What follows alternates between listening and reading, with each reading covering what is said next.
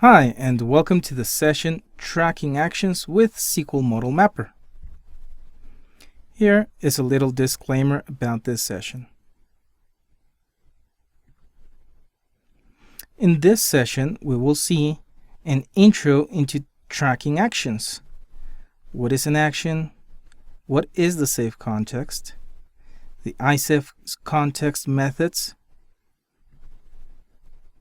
the ISaveContext Properties, typical use case scenarios, to obtain identity values, to perform SQL query operations, to cancel the SaveContext, and the track actions methods. A little background info about myself. Here's my company's profile.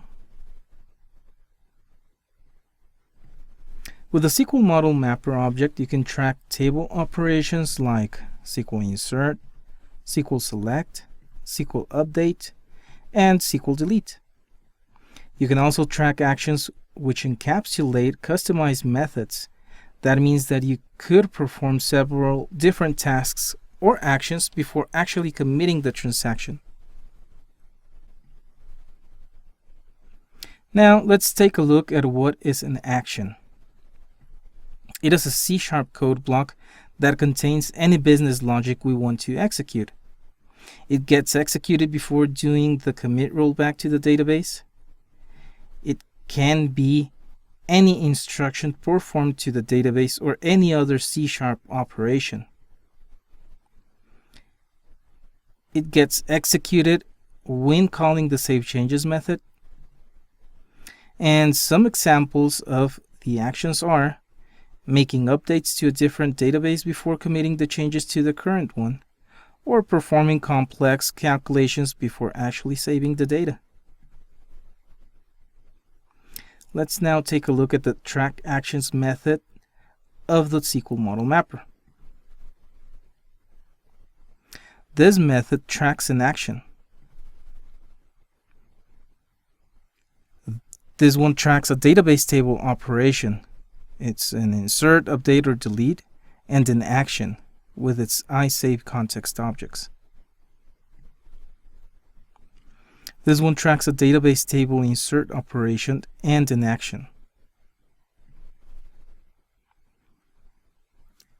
This operation tracks a database table delete operation and an action.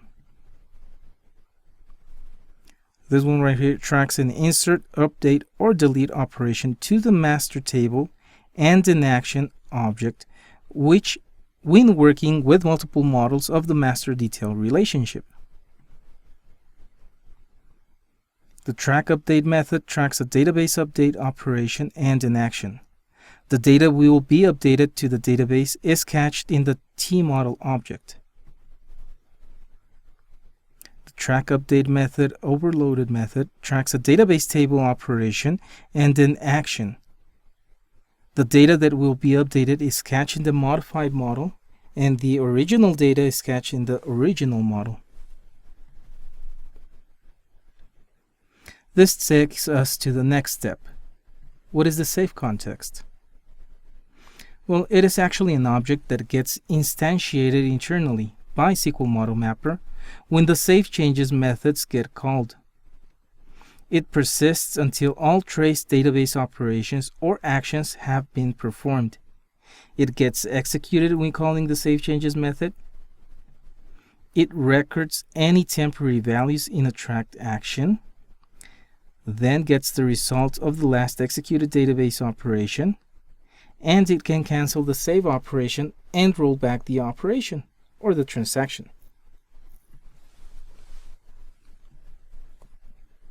Let's now take a look at the ISaveContext methods. You'll notice that with the add method, you can add any value of any type and its name to the SaveContext. It can then be used in order to track actions. The cancel save method cancels the operation that is currently being executed to save the data to the database. The contains method returns whether the SaveContext contains the specified value or not. It is used to determine if a given value exists in the SaveContext.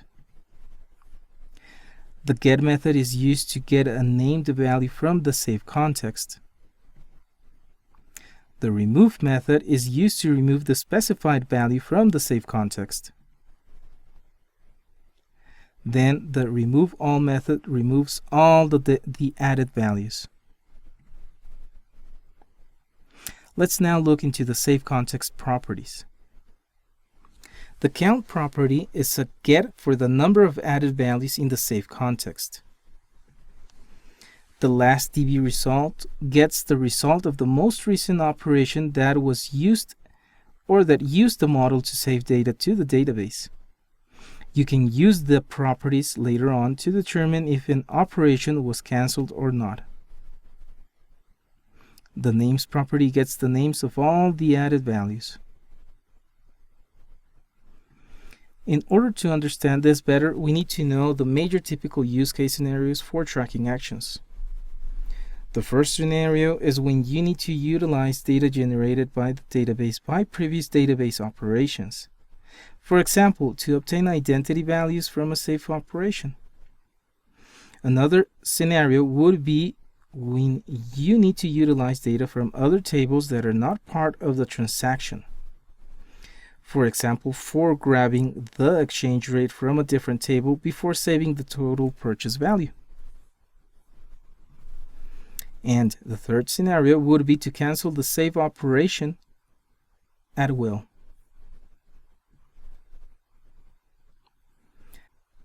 Let's look at a code example of how to track actions to obtain identity values.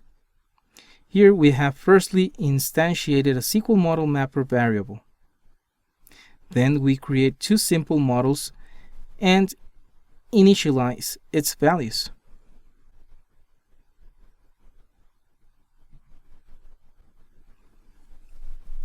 Now we will start by tracking the create or SQL insert operations of the customer model.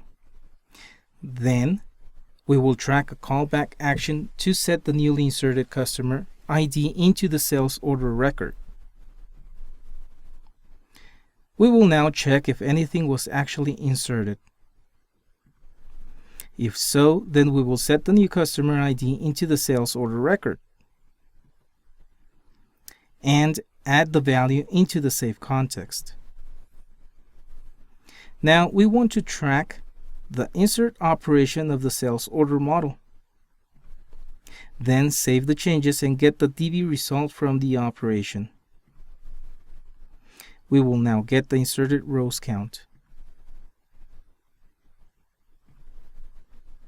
Then we will return the ID if any row was actually added. This takes us to the next scenario, getting data from the other tables. An example of this would be if you require the exchange rate from another table in order to get or set the proper cost of a product. In this example, we will first create the object variables for the SQL Query Builder and the SqlModelMapper.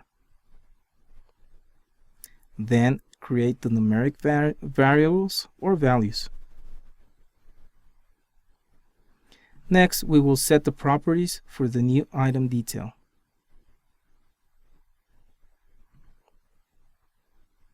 We will now track the insert operation of the new detail. Then track a callback action to get the total sales by sales rep and product ID. Here we will create two new parameters for the SQL Query Builder object. We will now create a SQL query to count the product sold by sales rep and product ID. Notice that creating the query is easy.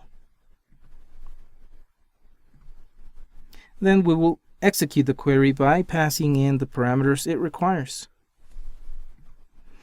Next, we will get the unit price from the database table. Then calculate the total sales by sales rep and product ID.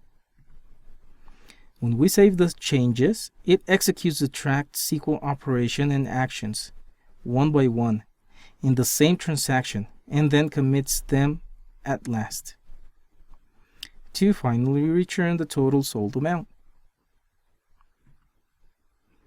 Let's now look at the scenario where you would be canceling the save context. An example of this would be if you required to cancel the transaction after performing some external validations. For this example, we will start by creating a SqlModelMapper variable and a couple of variables for the product existence and for the inserted rows. Now we will set the properties for the new item detail.